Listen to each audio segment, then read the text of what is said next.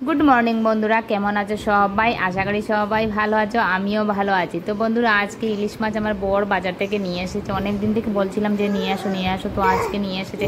তাই ভাবলাম একটু পাতুরি করি আর তোমাদের সাথেও শেয়ার করি। তো বন্ধুরা পাতুরির জন্য আমি একটা বেঁধে নিয়েছি আর একটা রয়েছে এদিকে, দেখো দুটোও করবো আমি আর আমার হাজব্যান্ডের জন্য। তো এটার মধ্যে আমি কি দিয়েছি বন্ধুরা, কালো শস্য, সাদা শস্য আর দিয়েছি হলুদ, জিরা, মরিচ, একটু পরিমাণ মতো লবণ দিয়ে ভালো করে মেখে নিয়ে আর কোনো মাছটার মধ্যে দিয়ে আমি বসিয়ে দিয়েছি কলা পাতা মুড়ে। তো বন্ধুরা এই ইলিশ মাছের পাতুরি করা খুবই সহজ, এইভাবে করলে তাড়াতাড়ি হয়ে যায়। দেখো বন্ধুরা হয়ে গেছে আমার, নামিয়ে নেব।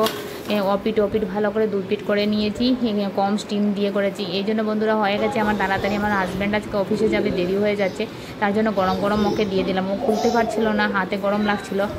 এই দেখো বন্ধুরা, আর ইলিশ মাছ খেতে আমার দারুণ লাগে। তোমাদের কার ভালো লাগে অবশ্যই আমাকে একটু কমেন্টস করবে।